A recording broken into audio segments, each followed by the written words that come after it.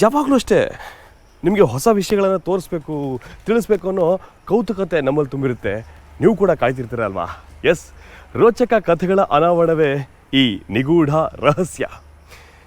ಈ ಅಯೋಧ್ಯೆಯ ರಾಮ ಮಂದಿರಕ್ಕೂ ನಮ್ಮ ಕರ್ನಾಟಕಕ್ಕೂ ಶ್ರೀರಾಮಚಂದ್ರನಿಗೂ ನಮಗೂ ಅವಿನಾಭಾವ ಸಂಬಂಧ. ಯಾಕೆಂದರೆ ರಾಮನ ಸೇವೆ ಮಾಡೋದಕ್ಕೋಸ್ಕರ ಕಿಷ್ಕಿಂಧೆಯಲ್ಲಿ ಹನುಮಂತನ ಜನನ ಆಗುತ್ತೆ. ಹನುಮಂತ ರಾಮನ ದಾಸನಾಗ್ತಾನೆ. ರಾಮನ ಕಥೆಗಳನ್ನು ಕರ್ನಾಟಕದ ಎಲ್ಲ ಕಡೆ ನೋಡಬಹುದು, ಕೇಳಬಹುದು. ಈಗ ನಾನು ಎಲ್ಲಿದ್ದೀನಿ? ಈಗ ಸದ್ಯಕ್ಕೆ ಮರ್ಯಾದ ಪುರುಷ ರಾಮ ಜನ್ಮಭೂಮಿ ಅಯೋಧ್ಯೆಯಲ್ಲಿದ್ದೀನಿ. ಈಗೇನು ನೋಡ್ತಿದ್ದೀರಾ? ಇದು ವಾಲ್ಮೀಕಿ ಭವನ. ಅಂದರೆ ರಾಮಾಯಣ ಬರೆದ್ರಲ್ಲ ವಾಲ್ಮೀಕಿ ಅವರ ಭವನದ ಮುಂದೆ ನಾನು ನಿಂತಿದ್ದೀನಿ. ಇವತ್ತು ತಿಳ್ಕೋಣ, ನಿಗೂಢ ಇರುವಂತಹ ಲವಕುಶ ಯಾವಾಗ ಜನನಾದರೂ, ಎಲ್ಲಿ ಜನನಾದರೂ, ಹಾಗೆ ವಾಲ್ಮೀಕಿಯ ಮೊದಲ ಶಿಷ್ಯನರು ಯಾರು, ಎಲ್ಲವನ್ನ ಈ ಸಂಚಿಕೆಯಲ್ಲಿ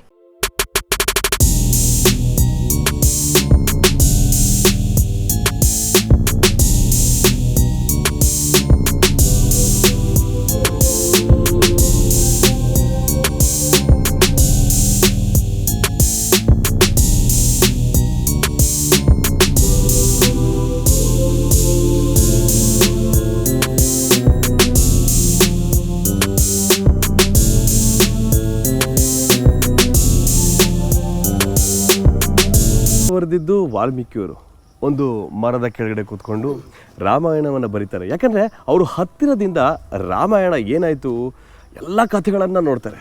ಇವತ್ತು ರೋಚಕ ಕಥೆಗಳನ್ನು ತಿಳ್ಕೊಳ್ಳಬೇಕಾಗತ್ತೆ. ಇವರು ಸಂಸ್ಕೃತದ ಅತ್ಯದ್ಭುತವಾದಂಥ ಕವಿಯಾಗಿದ್ದರು ಮಹರ್ಷಿ ವಾಲ್ಮೀಕಿಯವರು. ವಾಲ್ಮೀಕಿಯವರು ರಾಮಾಯಣವನ್ನು ಬರೀತಾರೆ. ಅದರಲ್ಲಿ 4,80,002 ಪದಗಳಿದೆ, 26,000 ಶ್ಲೋಕಗಳಿದೆ. ಇದನ್ನೆಲ್ಲ ಯಾರಿಗೆ ಹೇಳಬೇಕು? ಹೌದು, ಯಾರಿಗೆ ಹೇಳಬೇಕು ಅಂದರೆ ಖಂಡಿತ ಅದೊಂದು ರೋಚಕವಾದಂಥ ಕಥೆ ಇದೆ. ಅಯೋಧ್ಯ ಈ ಭೂಮಿ, ನಾನಿರೋದು ಈ ಅಯೋಧ್ಯ ಪುಣ್ಯಭೂಮಿನಲ್ಲಿ ನಾವು ಇರ್ತಿದ್ದೀವಿ. ಈ ಅಯೋಧ್ಯ ಪುಣ್ಯಭೂಮಿನಲ್ಲಿ ಒಂದು ಕಥೆ ನಡೆಯುತ್ತೆ, ಒಂದು ರೋಚಕವಾಗಿರುತ್ತೆ. ಏನಂದರೆ ಸೀತಾಮಾತೆಯ ಬಗ್ಗೆ ಒಂದು ಮಾತು ಕೇಳಿಬರುತ್ತೆ. ಸೀತಾಮಾತೆ ರಾತ್ರಿ ಅವರ ಸಂಬಂಧಿಕರ ಮನೆಗೆ ಹೋಗಿರಲಿಲ್ಲ, ಬೇರೆಲ್ಲೋ ಹೋಗಿದ್ರು ಅಂತ ಇಡೀ ನಾಡಿನ ಈ ಅಯೋಧ್ಯೆಯ ಪ್ರಜೆಗಳೆಲ್ಲ ಮಾತಾಡೋಕೆ ಶುರು ಮಾಡ್ತಾರೆ. ಮಾತಾಡಿ ಈ ಮಾತು ಮರ್ಯಾದ ಪುರುಷ ಶ್ರೀರಾಮಚಂದ್ರರ ಕಿವಿಗೆ ಬೀಳುತ್ತೆ. ಕಿವಿಗೆ ಬಿದ್ದಾಗ ಅವ್ರು ಸುಮ್ಮನಿರಲ್ಲ, ಕೇಳ್ತಾರೆ. ಕೇಳಿಬಿಟ್ಟು ಒಂದು ನಿರ್ಧಾರಕ್ಕೆ ಬರ್ತಾರೆ. ಯಾಕಂದರೆ ಪ್ರಜೆಗಳ ಅನುಮಾನವನ್ನು ಸರಿ ಮಾಡಬೇಕಾಗಿತ್ತು. ಹಾಗಾಗಿ ಸೀತಾಮಾತೆಗೆ ಒಂದು ಶಿಕ್ಷೆ ಆಗುತ್ತೆ. ಸೀತಾಮಾತೆಯನ್ನು ಕಾಡಿಗೆ ಕಳಿಸ್ತಾರೆ. ಸೀತಾಮಾತೆ ಕಾಡಿಗೆ ಹೋಗ್ತಾರೆ. ಇದು ಅವರಿಗೆ ಸಿಗುವಂಥ ಶಿಕ್ಷೆ. ಸೀತಾಮಾತೆ ಕಾಡಿಗೆ ಹೋಗ್ತಾರೆ. ಕಾಡಿನಲ್ಲಿ ಅಲಿದು ಕರ್ನಾಟಕದ ಕೋಲಾರ ಹತ್ತಿರ ಇರುವಂತಹ ಆವನಿ ಬೆಟ್ಟಕ್ಕೆ ಬರ್ತಾರೆ. ಅಲ್ಲಿ ವಾಲ್ಮೀಕಿಯವರ ಆಶ್ರಮ ಸಿಗುತ್ತೆ. ಆ ವಾಲ್ಮೀಕಿಯ ಆಶ್ರಮದಲ್ಲಿ ಸೀತಾಮಾತೆ ತಂಗ್ತಾರೆ, ಅಂದರೆ ಉಳ್ಕೊತಾರೆ. ಸೊ ಕಾಡಿನಲ್ಲಿ ಹೋಗಿ ವಾಲ್ಮೀಕಿಯ ಆಶ್ರಮ ಸೇರ್ತಾರೆ. ಆ ಆಶ್ರಮ ಇರೋದು ಕರ್ನಾಟಕದ ಕೋಲಾರ ಹತ್ತಿರ ಇರುವಂಥ ಆವಣಿನಲ್ಲಿ. ಇಂಥ ಸಂದರ್ಭದಲ್ಲಿ ಅಲ್ಲಿ ಒಂದು ಮಗು, 2 ಮಗುವಿನ ಜನನ ಆಗುತ್ತೆ. ಅವರೇ ಲವ ಮತ್ತು ಕುಶ. ವಾಲ್ಮೀಕಿಯ ಆಶ್ರಮದಲ್ಲಿ ಲವ ಕುಶರ ಜನನ ಆಗುತ್ತೆ. ಜನನದ ನಂತರ ವಾಲ್ಮೀಕಿಯವರು ತನ್ನ ಶಿಷ್ಯಂದರಾಗಿ ಲವ ಕುಶರನ್ನ ಮಾಡ್ಕೊತಾರೆ.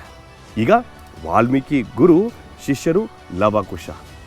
ಈ ಲವಕುಶರಿಗೆ ರಾಮಾಯಣವನ್ನ ಹೇಳ್ತಾ ಹೋಗ್ತಾರೆ. ಅದೇ ಅಯೋಧ್ಯೆಯಲ್ಲಿ ನಡೆದಂತಹ ಇಷ್ಟು ರೋಚಕವಾದಂಥ ಕಥೆ. ಅದೇ ಕಥೆಯನ್ನು ನೀವು ಎಲ್ಲ ನೋಡ್ತಾ ಇರೋದು. ಮುಂದೇನಾಯ್ತು ಗೊತ್ತಾ? ಅಲ್ಲಿ ಅದೇ ಆವಣಿನಲ್ಲಿ ಇನ್ನೂ ಏನೇನೆಲ್ಲ ಇದೆ ಎಲ್ಲ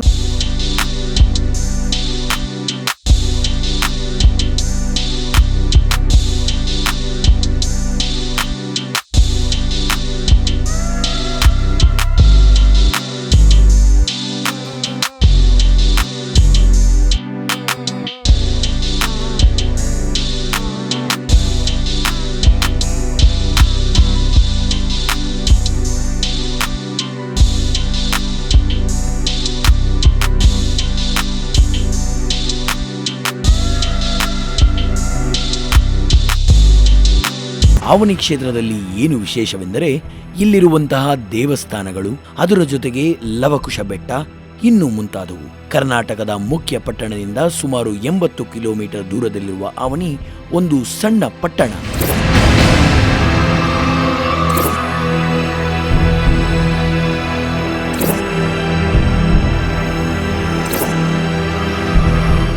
ಸ್ಥಳೀಯ ನಂಬಿಕೆಗಳ ಪ್ರಕಾರ ಈ ಗ್ರಾಮ ಮತ್ತು ಸುತ್ತಮುತ್ತಲ ಪ್ರದೇಶ ಪುರಾಣ ಪ್ರಸಿದ್ಧವಾದ ಅವಂತಿಕಾ ಕ್ಷೇತ್ರ. ವಾಲ್ಮೀಕಿ ಋಷಿಯ ಆಶ್ರಮವಿದ್ದದ್ದು ಇಲ್ಲಿಯ ಬೆಟ್ಟದಲ್ಲಿಯೇ.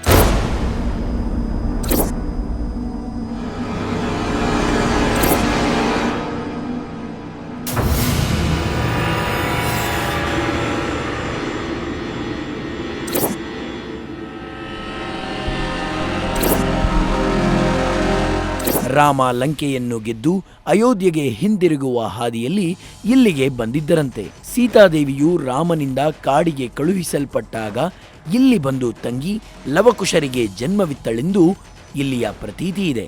ಲವಕುಶರು ರಾಮನ ಯಜ್ಞಾಶ್ವವನ್ನು ಕಟ್ಟಿ ರಾಮನೊಡನೆ ಇಲ್ಲಿಯೇ ಯುದ್ಧ ಮಾಡಿದರೆಂದು ಐತಿಹ್ಯ. ಈ ಘಟನೆಗಳಿಗೆ ಸಂಬಂಧಪಟ್ಟಂತೆ ಇಲ್ಲಿ ಅನೇಕ ತಾಣಗಳು, ವಾಲ್ಮೀಕಿಯ ಕುಟೀರ, ಲವಕುಶರ ತೊಟ್ಟಿಲು, ಸೀತೆಯ ಅಡುಗೆ ಪಾತ್ರೆ, ಸೀತೆಯು ಬಟ್ಟೆಯೊಗೆಯುತ್ತಿದ್ದ ಕೊಳ, ಲವಕುಶರು ಯಜ್ಞಾಶ್ವವನ್ನು ಕಟ್ಟಿದ ಬಂಡೆ, ರಾಮ ಲಕ್ಷ್ಮಣರು ಕುಳಿತಿದ್ದ ಬಂಡೆ, ರಾಮ ಮತ್ತು ಲವಕುಶರ ಯುದ್ಧವನ್ನು ಸೀತೆ ನೋಡುತ್ತಿದ್ದ ಸ್ಥಳ ಇತ್ಯಾದಿಗಳಿಗೆ ಪ್ರಸಿದ್ಧವಾಗಿವೆ. ಸೊ ವಾಲ್ಮೀಕಿ ಆಶ್ರಮ ನೋಡ್ಕೊಂಡ್ ಬಂದ್ರಿ, ಲವಕುಶ ಹುಟ್ಟಿದಂತ ಜಾಗ ನೋಡ್ಕೊಂಡ್ ಬಂದ್ರಿ. ಆ ಕಾಲದಲ್ಲಿ ಸೀತಾಮಾತೆ ಎಲ್ಲ ಇಲ್ಲಿ ವಾಸ್ತವ ಹುಟ್ಟಿದ್ರಂತೆ. ಸೀತಾಮಾತೆ ಅವರು ಬಟ್ಟೆ ಒಗೆದಕ್ಕೆ ಎಲ್ಲಿ ಬರ್ತಿದ್ರು ಜಾಗ ಅಲ್ಲಿ. ಸೊ ರಾಮನು ತನ್ನ ಬಾಣದಲ್ಲಿ ನೀರನ್ನ ತೆಗೆದಂತ ಜಾಗ ಇದು. ಆ ಜಾಗದಲ್ಲಿ ಸೀತಾಮಾತೆ ಬಂದು ಬಟ್ಟೆಗಳನ್ನ ಒಗೆದಿದ್ರು. ಈಗ ನನ್ನ ಹಿಂದೆ ಏನ್ ನೋಡ್ತಿದ್ರಾ, ಇದು ಸೀತಾಮಾತೆ ಇದ್ದಂತಹ ಜಾಗ. ಒಳಗಡೆ ನೋಡ್ಕೊಂಡು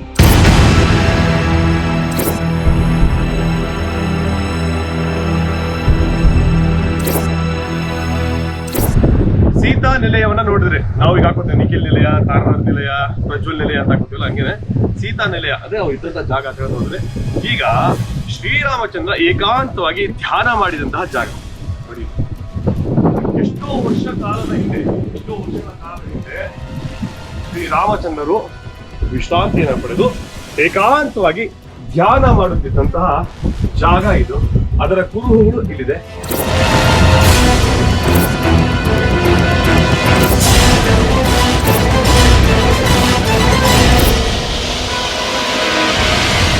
ಲವಕುಶ ಜನನ ಆಯಿತು.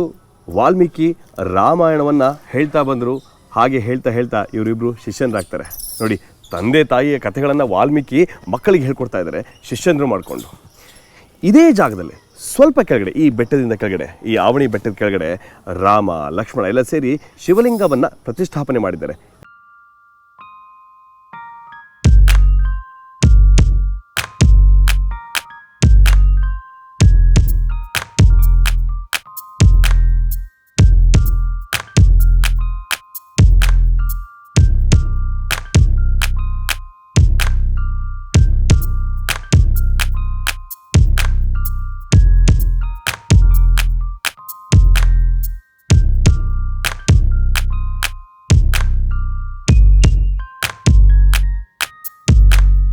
ವಾಲ್ಮೀಕಿ ಬೆಟ್ಟದ ಬುಡದಲ್ಲಿ 9ನೇ ಶತಮಾನಕ್ಕೆ ಸೇರಿದ ದೇವಾಲಯ ಸಮುಚ್ಚಯ ಹೊಂದಿದೆ. ರಾಮಲಿಂಗೇಶ್ವರ ದೇವಾಲಯವೆಂದು ಪ್ರಸಿದ್ಧವಾಗಿರುವ ಈ ಸಂಕೀರ್ಣವೇ ಈ ಊರಿಗೆ ಐತಿಹಾಸಿಕ ಹಿನ್ನೆಲೆ ಒದಗಿಸಿದೆ. 10-12 ದೇವಾಲಯಗಳಿರುವ ಈ ಸಮುಚ್ಚಯದ ನಿರ್ಮಾಣ ಕಾಲದ ಬಗ್ಗೆ ನಿಖರತೆ ಇಲ್ಲದಿದ್ದರೂ ನೊಳಂಬರು, ಚೋಳರು, ಚಾಲುಕ್ಯರು, ಗಂಗರು, ವಿಜಯನಗರದ ಅರಸರಿಂದ ಹಿಡಿದು ಇತ್ತೀಚಿನ ಮೈಸೂರ ಅರಸರವರೆಗೆ ಎಲ್ಲ ರಾಜ ಮನೆತನಗಳ ಕೆತ್ತನೆ ಶೈಲಿಗಳು ಇಲ್ಲಿ.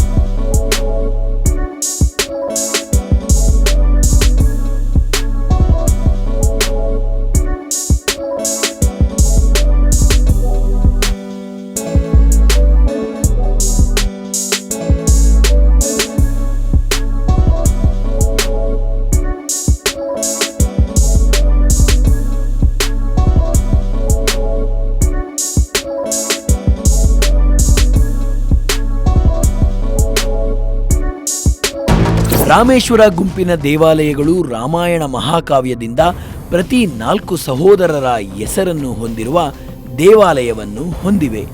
ರಾಮ, ಲಕ್ಷ್ಮಣ, ಭರತ ಮತ್ತು ಶತ್ರುಘ್ನ. ಈ ಪ್ರತಿಯೊಂದು ದೇಗುಲಗಳು ಬೃಹತ್ ಶಿವಲಿಂಗವನ್ನು ಹೊಂದಿವೆ. ಈ ದೇಗುಲಗಳಿಗೆ ಕ್ರಮವಾಗಿ ರಾಮಲಿಂಗೇಶ್ವರ, ಲಕ್ಷ್ಮಣಲಿಂಗೇಶ್ವರ, ಭರತಲಿಂಗೇಶ್ವರ ಮತ್ತು ಶತ್ರುಘ್ನಲಿಂಗೇಶ್ವರ ಎಂದು ಹೆಸರಿಡಲಾಗಿದೆ. 3 ದೇಗುಲಗಳು ಒಂದಕ್ಕೊಂದು ಪಕ್ಕದಲ್ಲಿ ನಿಂತಿವೆ. ಅವುಗಳೆಂದರೆ ರಾಮಲಿಂಗೇಶ್ವರ, ಲಕ್ಷ್ಮಣಲಿಂಗೇಶ್ವರ ಮತ್ತು ಶತ್ರುಘ್ನಲಿಂಗೇಶ್ವರ ದೇಗುಲಗಳು.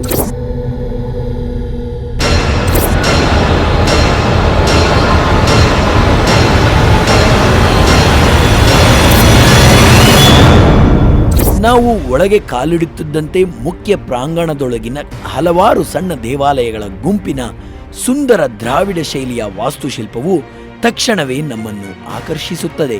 ದೇವಾಲಯಗಳ ಪ್ರತಿಯೊಂದು ಕಂಬಗಳ ಮೇಲೆ ಇರುವ ಸಂಕೀರ್ಣವಾದ ಕೆತ್ತನೆಗಳು ವಿಶೇಷವಾಗಿ ಗಮನಾರ್ಹವಾಗಿವೆ. ಪ್ರತಿ ದೇವಾಲಯದ ಮುಖ್ಯ ದ್ವಾರದ ಮುಂದೆ ಒಂದು ಮಂಟಪ ಅಥವಾ ಮುಖಮಂಟಪವಿದೆ. ಇದು ಕೋಶಕ್ಕೆ ಕಾರಣವಾಗುತ್ತದೆ.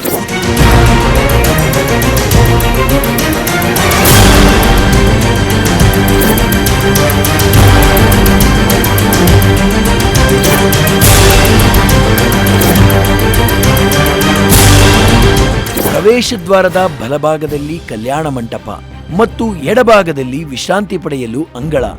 ದೇವಾಲಯದ ಅಂಗಳದ ಒಳಗೆ ಪ್ರವೇಶದ ಮುಂಭಾಗದಲ್ಲಿ ಮಧ್ಯದಲ್ಲಿ ಚಿನ್ನದ ಧ್ವಜವಿದೆ. ಎಡದಿಂದ ಬಲಕ್ಕೆ ಪ್ರದಕ್ಷಿಣಾಕಾರವಾಗಿ ದೇವಾಲಯದ ಒಂದು ಸುತ್ತನ್ನು ತೆಗೆದುಕೊಳ್ಳಿ ಮತ್ತು ರಾಮಲಿಂಗೇಶ್ವರ ಗುಂಪಿನ ದೇವಾಲಯಗಳನ್ನು ರೂಪಿಸುವ ಎಲ್ಲ ಪ್ರಮುಖ ಸಣ್ಣ ದೇವಾಲಯಗಳು ಮತ್ತು ದೇವಾಲಯಗಳನ್ನು ನೀವಿಲ್ಲಿ ಕಾಣಬಹುದು. ದೇವಾಲಯದ ಗೋಡೆಯ ಮೇಲಿನ ಕೆತ್ತನೆಗಳು ದೇವತೆಗಳು ಮತ್ತು ಸಿಂಹ, ಆನೆಗಳಂತಹ ಪ್ರಾಣಿಗಳನ್ನು ಪ್ರತಿನಿಧಿಸುತ್ತವೆ.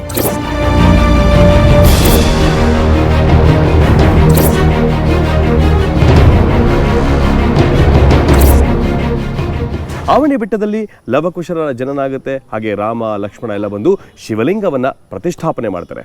ಹಾಗೆ ಆವಣಿ ಬೆಟ್ಟದ ಮೇಲೆ ಸೀತೆ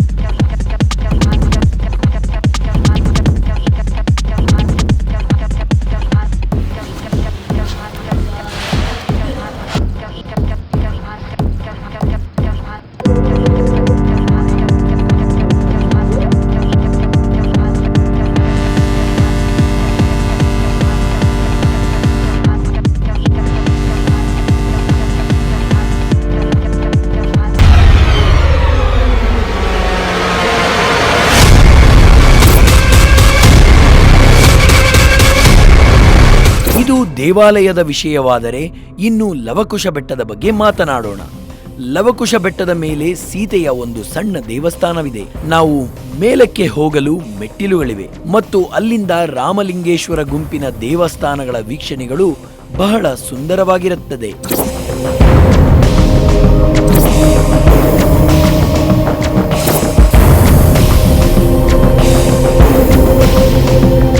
ದೇವಾಲಯಗಳಿಗೂ ಮತ್ತು ಬೆಟ್ಟದ ಮೇಲಿನ ಜಾಗಕ್ಕೂ ನಡುವೆ ಒಂದು ಸಣ್ಣ ಮತ್ತು ಸುಂದರವಾದ ಕೊಳವಿದೆ. ಅಲ್ಲಿ ಕಮಲ ಹೂಗಳ ಗಿಡಗಳು ತುಂಬಿವೆ. ಸೀತಾ ಇಲ್ಲಿ ವಾಸಿಸುತ್ತಿದ್ದಾಗ ಈ ಕೊಳವು ನೀರಿನ ಮೂಲವಾಗಿದೆ ಎಂದು ನಂಬಲಾಗಿದೆ. ಕೊಳವನ್ನು ಪವಿತ್ರವೆಂದು ನಂಬಲಾಗಿದೆ ಮತ್ತು ಜನರು ಇದನ್ನು ಪವಿತ್ರ ಸ್ನಾನಕ್ಕೆ ಬಳಸುತ್ತಾರೆ. ದೇವಾಲಯದ ಅರ್ಚಕರು ಕೂಡ ಇಲ್ಲಿ ಸ್ನಾನ ಮಾಡುತ್ತಾರೆ. ಈ ಕೊಳಕ್ಕೆ ಮೆಟ್ಟಿಲುಗಳ ಸೌಲಭ್ಯವನ್ನು ಒದಗಿಸಲಾಗಿದೆ.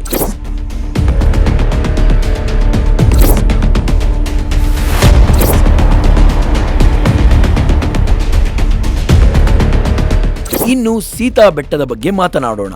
ಸೀತೆಯನ್ನು ಅವನೀಸುತೆ ಎಂದು ಕರೆಯುತ್ತಾರೆ. ಅವನಿ ಎಂದರೆ ಭೂಮಿ.